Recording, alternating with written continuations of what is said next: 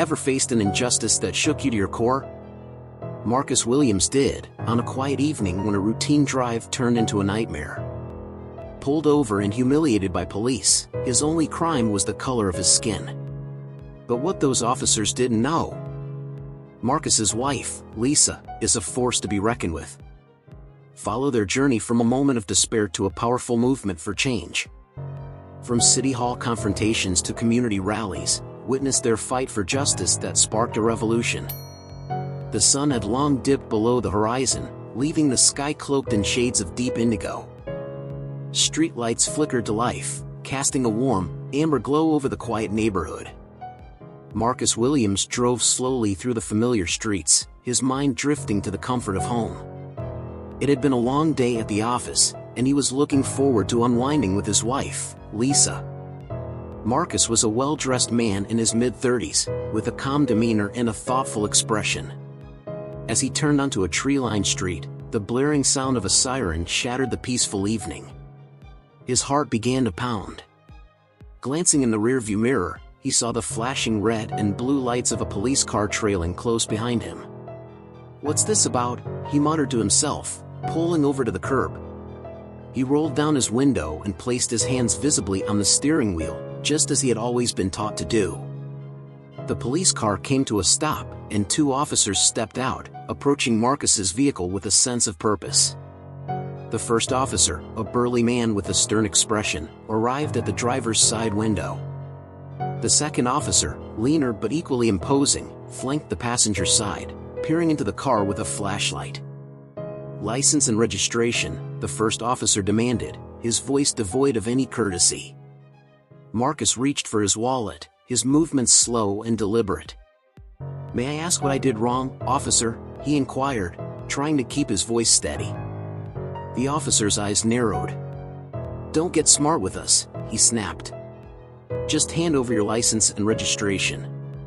Marcus complied, handing over the documents.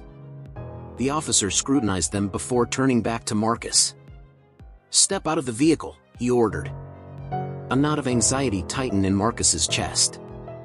"Is there a problem, officer?" "I said, step out of the vehicle," the officer repeated, his tone brooking no argument. Marcus unbuckled his seatbelt and opened the door, stepping out into the cool night air. He stood by the side of the road, his posture rigid. The second officer moved in, frisking him roughly. Marcus felt a wave of humiliation wash over him but remained silent. As the officers rummaged through his car, making a mess of the neat interior, they made derogatory remarks under their breath. Marcus caught snippets of their conversation, words like suspicious and up to no good piercing through the haze of his frustration. The second officer held up a photo he had found in the car. It was a picture of Marcus and Lisa, taken at a recent gala. "Who's this?" he asked with a sneer. "My wife," Marcus replied, his voice tight. The officers exchanged a glance, a silent communication passing between them. They continued their search, pulling out items and tossing them carelessly onto the ground.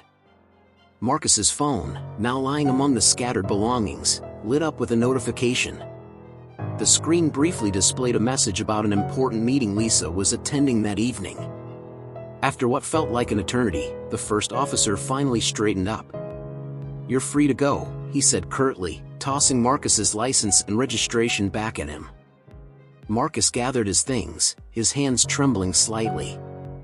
He climbed back into his car, closed the door, and sat for a moment, trying to compose himself. The officers returned to their patrol car, but Marcus could still feel their eyes on him, burning with unjust suspicion. As he drove away, his thoughts churned. The encounter left a bitter taste in his mouth, a mix of anger and helplessness. He knew he had done nothing wrong, yet he had been treated like a criminal. The realization that his skin color had played a role in the officer's actions gnawed at him. When Marcus finally pulled into his driveway, the weight of the evening seemed to lift slightly. The warm light spilling from the windows of his home was a stark contrast to the darkness outside. He took a deep breath and stepped out of the car, his footsteps heavy as he approached the front door.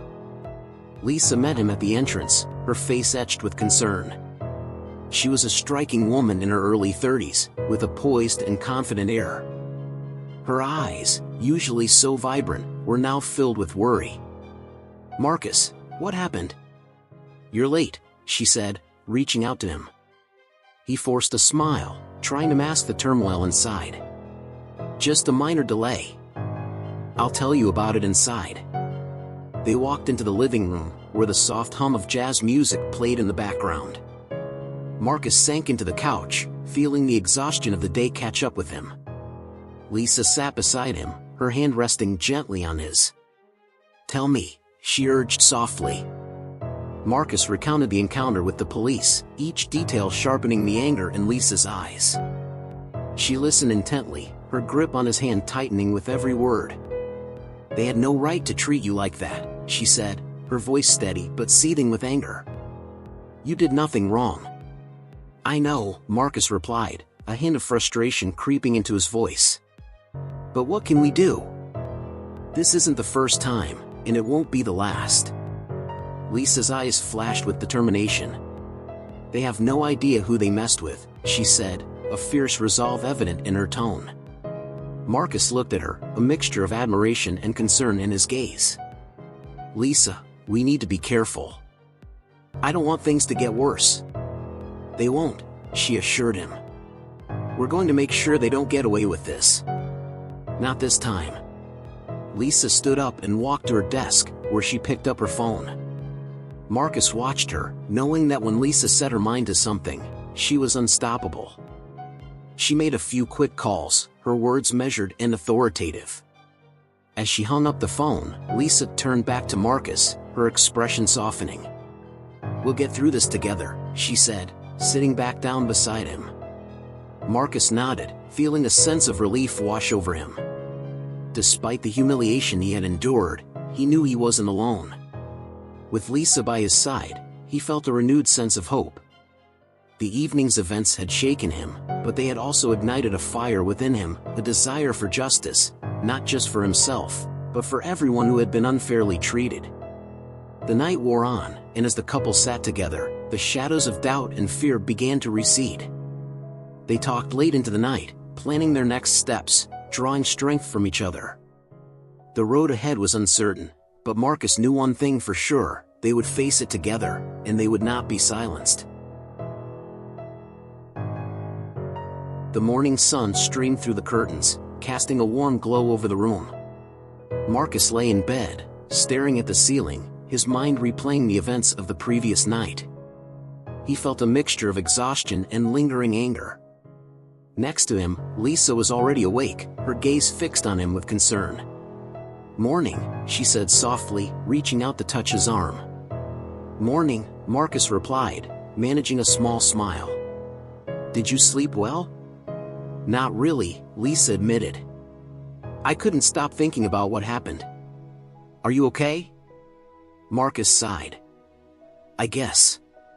It was just so humiliating. They treated me like I was a criminal, Lisa." Lisa's eyes flashed with anger. "They had no right.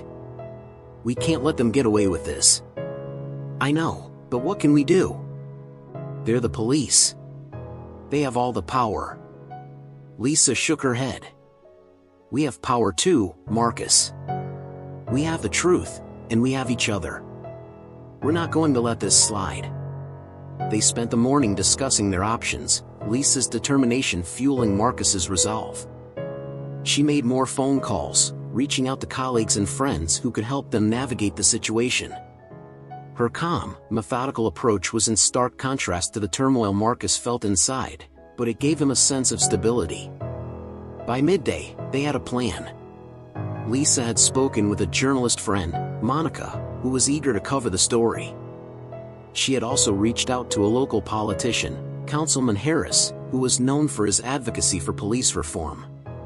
Both had agreed to meet with them that afternoon. "Are you sure about this?" Marcus asked, as they prepared to leave the house. "Going public could bring a lot of attention, not all of it good." "We have to stand up for what's right," Lisa replied firmly. "This isn't just about us, Marcus. It's about every person who's been mistreated because of the color of their skin." Marcus nodded, feeling a swell of pride for his wife's courage. "You're right. Let's do this."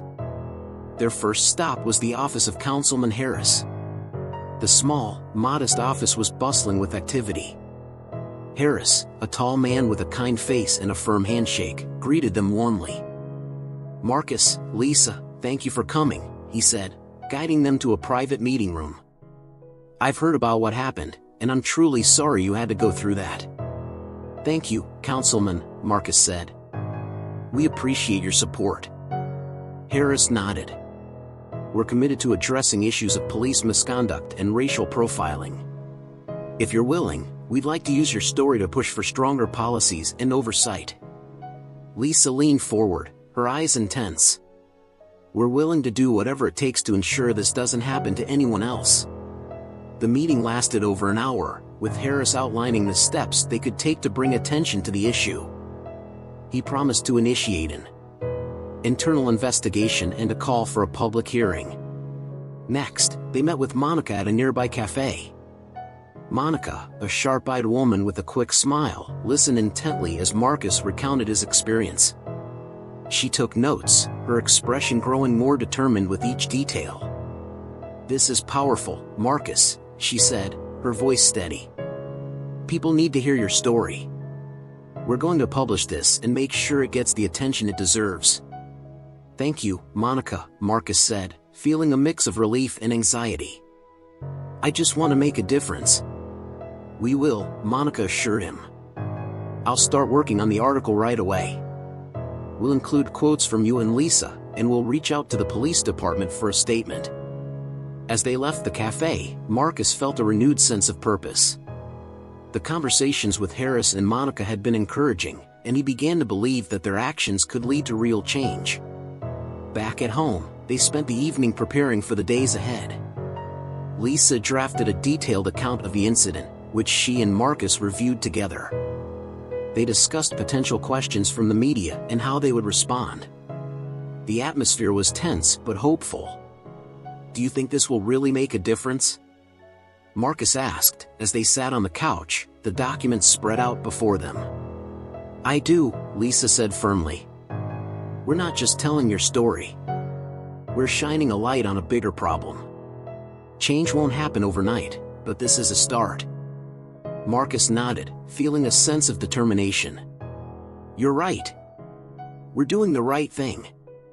The next morning, the story broke. Monica's article was published online and quickly gained traction. It detailed the encounter with the police, highlighting the humiliation and injustice Marcus had faced. The article included quotes from Marcus and Lisa, and it featured a call to action for greater accountability and reform within the police department. The response was immediate and overwhelming. Social media lit up with comments and shares, with many expressing outrage and support. News outlets picked up the story, and soon, it was being discussed on local radio and TV stations. Marcus and Lisa watched the coverage unfold, a mix of emotions swirling within them. There was a sense of validation in seeing the story gain attention, but there was also a lingering fear of backlash. Their phone rang constantly, with calls from friends, family, and even strangers offering support. Among the calls was an invitation to speak at a community rally organized by a local civil rights group. "This is huge, Marcus," Lisa said, holding the phone. "They want you to share your story at the rally." Marcus felt a surge of nervousness. "I've never spoken in front of a crowd like that before." "You'll be great," Lisa assured him. "Just speak from the heart. People need to hear your voice." The rally was scheduled for the following weekend, giving them a few days to prepare. As the day approached, Marcus spent hours practicing his speech, with Lisa offering feedback and encouragement. When the day of the rally arrived, Marcus felt a mixture of anxiety and determination. The event was held at a local park, and as they arrived, they were greeted by a sea of supportive faces. Banners and signs calling for justice and reform were scattered throughout the crowd. Marcus took a deep breath, feeling Lisa's reassuring presence beside him. As they made their way to the stage, the crowd erupted in applause and cheers. Councilman Harris was there, along with Monica and other community leaders. Marcus stepped up to the microphone, his heart pounding. He looked out at the crowd, their expectant faces a reminder of why he was there. "Good afternoon," he began, his voice steady. "My name is Marcus Williams, and I want to share my story with you." As he spoke, his initial nervousness gave way to a sense of purpose. He recounted the encounter with the police, the humiliation and fear he had felt. He spoke about the importance of standing up against injustice and the need for change. The crowd listened intently, their expressions reflecting a mix of empathy and determination. When he finished, the applause was deafening. Marcus felt a wave of emotion wash over him, a sense of solidarity and hope. As they left the stage, Lisa hugged him tightly. "You were amazing," she said, her eyes shining with pride. "We did it together," Marcus replied, feeling a sense of relief and accomplishment. The rally was just the beginning. Over the following weeks, their story continued to gain momentum. The police department announced an internal investigation, and public pressure led to calls for policy changes and greater accountability. Through it all, Marcus and Lisa remained steadfast, their bond growing stronger. They knew the road ahead would be challenging, but they were ready to face it together. Their fight for justice had only just begun, and they were determined to make a difference. The days following the rally were a whirlwind of activity for Marcus and Lisa. The response to Marcus's speech had been overwhelmingly positive, and the momentum continued to build. The media coverage intensified, with more interviews and articles bringing their story to the forefront of public attention. Despite the exhaustion that came with this sudden burst of activism, Marcus felt a sense of purpose and determination he hadn't experienced before. Lisa, ever the strategist, began to lay the groundwork for a more formal investigation. She reached out to her extensive network, calling in favors from colleagues and friends who could provide legal and logistical support. Her first call was to David Miller, a seasoned civil rights attorney she had worked with on several high-profile cases. "David, we need your expertise," Lisa said, her voice steady and resolute. "Of course, Lisa. Tell me what you need," David replied, his tone professional but warm. Lisa explained the situation in detail, outlining their goals and the steps they needed to take. David agreed to join their efforts, offering to lead a team to gather evidence and build a case against the officers involved and the police department. "Let's start with a formal request for the body cam footage from that night," David suggested. "We'll also need to gather any witness statements and additional documentation." Lisa nodded, jotting down notes. "I'll handle the public relations side. We need to keep the pressure on." Their next call was to a private investigator, Emma Rodriguez, known for her meticulous work and dedication to uncovering the truth. Emma agreed to take on the case, promising to leave no stone unturned. Over the next few days, Emma conducted interviews with local residents and businesses in the area where the incident occurred. She gathered statements from witnesses who had seen the police stop Marcus and began to piece together a timeline of events. Meanwhile, David filed a formal request for the body cam footage and any other relevant records from the police department. He also began drafting a complaint to be filed in civil court, seeking damages for the violation of Marcus's civil rights. As the investigation progressed, Lisa focused on rallying public support. She coordinated with community leaders to organize a series of town hall meetings, where residents could voice their concerns about police misconduct and discuss potential reforms. She also worked with Monica to ensure ongoing media coverage, keeping their story in the public eye. One evening, as Marcus and Lisa were reviewing the day's progress, Marcus couldn't help but feel a sense of awe at his wife's tenacity and skill. "You've been amazing through all of this, Lisa," he said, reaching for her hand. She smiled, her eyes softening. "We're in this together, Marcus. I'm just doing what I know is right." "I know, but still. I couldn't have done any of this without you," Marcus replied, his voice filled with gratitude. "We're a team," Lisa said, squeezing his hand. "And we're going to see this through." Their home had become a hub of activity, with phone calls, meetings, and strategy sessions taking up most of their time. Despite the chaos, they found comfort in each other's presence, drawing strength from their shared commitment to justice. One afternoon, Emma arrived with a crucial piece of evidence. She had obtained surveillance footage from a nearby business that captured part of the police stop. The video clearly showed the officer's aggressive behavior and the humiliation Marcus endured. "This is it," Emma said, her voice charged with excitement. "This footage is going to be a game changer." Lisa and Marcus watched the video, their emotions ranging from anger to relief. The footage corroborated Marcus's account and provided undeniable proof of the officer's misconduct. "We need to get this out to the public," Lisa said. "This will put even more pressure on the police department to act." David agreed, and they arranged for the footage to be shared with Monica, who quickly prepared a new article. The story, along with the video, went viral almost immediately, sparking outrage and calls for accountability from across the community. The police department, now under intense scrutiny, announced that the officers involved had been placed on administrative leave pending the outcome of the internal investigation. This was a small but significant victory for Marcus and Lisa, a sign that their efforts were starting to make an impact. As the investigation continued, Marcus found himself becoming more involved in the broader movement for police reform. He attended meetings with local advocacy groups, spoke at community events, and connected with other victims of police misconduct. Each story he heard fueled his determination to fight for change, not just for himself but for everyone affected by systemic injustice. One evening, after a particularly emotional town hall meeting, Marcus and Lisa sat together on their porch, watching the sun set. "I'm proud of you, Marcus," Lisa said softly, resting her head on his shoulder. "You've come so far." Marcus sighed, a mix of weariness and resolve in his voice. "It's been a long journey, but we still have a long way to go." "We're making progress," Lisa reminded him.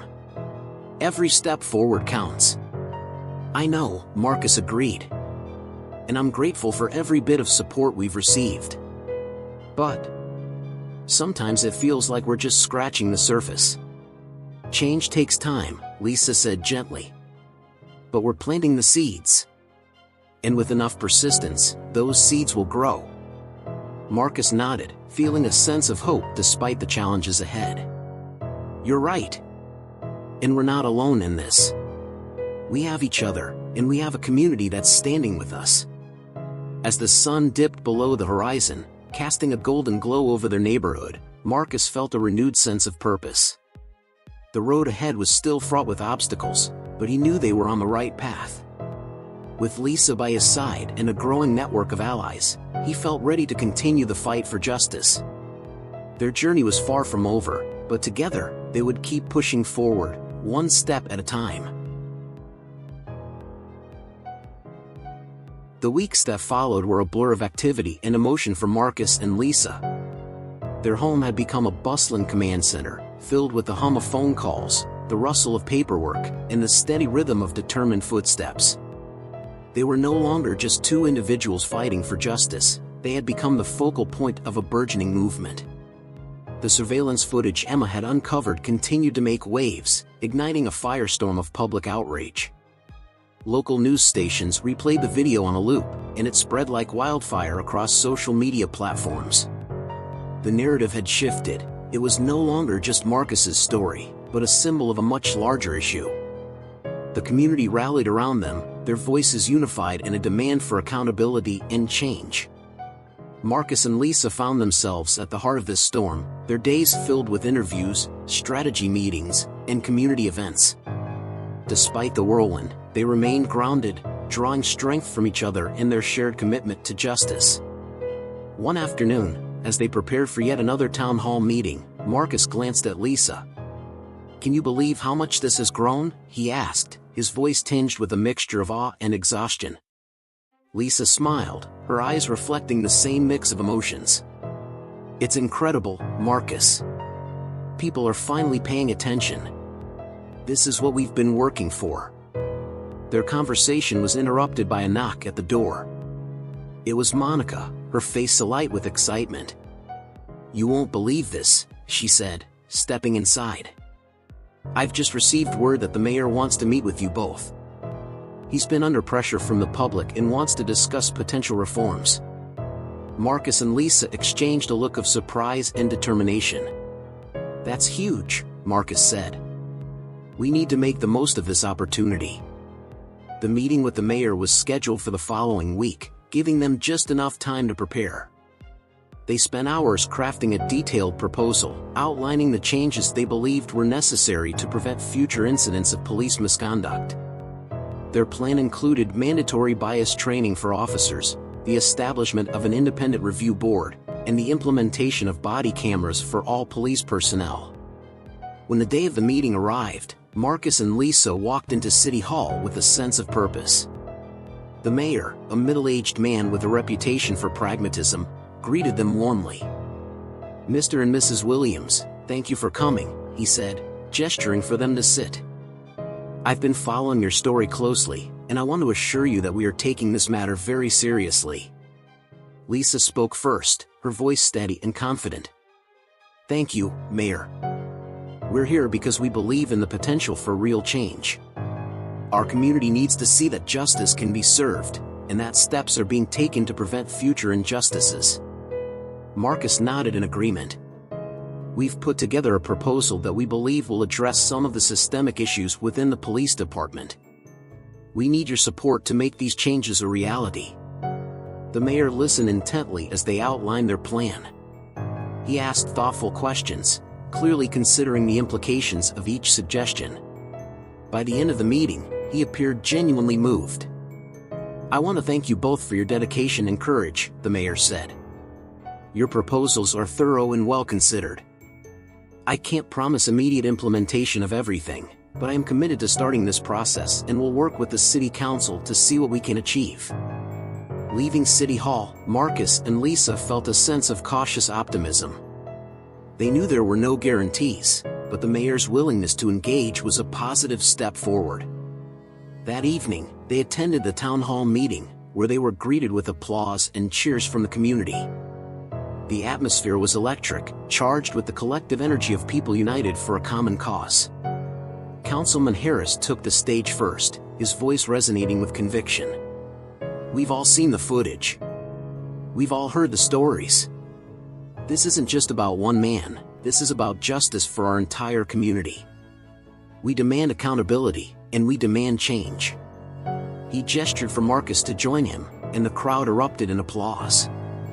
Marcus took a deep breath, feeling the weight of their expectations, but also the strength of their support. "Thank you," he began, his voice steady. "Thank you for standing with us. This fight is not just about what happened to me. It's about making sure it doesn't happen to anyone else. It's about creating a system that treats everyone with the dignity and respect they deserve." The crowd cheered, and Marcus continued, outlining the proposals they had discussed with the mayor. He spoke about the need for community involvement, urging everyone to stay engaged and keep the pressure on their elected officials. After the meeting, Marcus and Lisa mingled with the attendees, listening to their stories and offering words of encouragement. The sense of solidarity was palpable, each interaction reinforcing their resolve. As they drove home that night, Marcus glanced at Lisa, a smile tugging at his lips. "Today was a good day," he said. Lisa nodded, her eyes reflecting the same sense of accomplishment. "It was. But there's still so much to do." "I know," Marcus replied. "But for the first time, it feels like we might actually be able to make a difference." The next few days were a blur of activity. The mayor's office issued a statement acknowledging the meeting and committing to an official review of the proposed reforms. The media coverage remained intense, with many praising Marcus and Lisa for their leadership and resilience. One evening, as they sat together on the porch, Lisa's phone buzzed with a message. She glanced at it and then looked up at Marcus, her eyes shining. The mayor's office just confirmed that they're going to hold a public hearing on the proposed reforms next month. Marcus felt a surge of hope. "That's amazing news. It's a big step." Lisa nodded. "It's a start. And we're not going to stop until we see real, lasting change." As they sat together, the night enveloping them in its quiet embrace, Marcus felt a profound sense of gratitude. The journey had been long and fraught with challenges, but they were making progress. With each step forward, they were not only fighting for justice for themselves, but for everyone who had been wronged. Together, they were a force to be reckoned with, and they were just getting started. The weeks leading up to the public hearing were filled with anticipation and a flurry of preparation. Marcus and Lisa worked tirelessly, refining their proposals, rallying community support, and ensuring that their voices, and those of their supporters, would be heard loud and clear. On the day of the hearing, the atmosphere outside City Hall was electric. People from all walks of life gathered, holding signs and chanting slogans of unity and justice. Marcus and Lisa arrived early, their hearts pounding with a mix of nervousness and determination. As they walked through the crowd, they were greeted with cheers and words of encouragement, the support of their community palpable. Inside the grand chamber of City Hall, the seats filled quickly. Journalists, activists, and concerned citizens packed the room, all eager to witness the proceedings. At the front of the room, the mayor and city council members took their seats, their expressions solemn and attentive. Councilman Harris, a steadfast ally, opened the hearing with a powerful speech. Today, we are here to address a grave injustice and to take steps toward meaningful reform. We are here because of the bravery and determination of Marcus and Lisa Williams, and because of a community that demands change. He then introduced Marcus and Lisa, inviting them to present their proposals. Marcus stepped forward first, taking a deep breath as he faced the council and the crowd. "Good morning," he began, his voice steady despite the emotions swirling within him.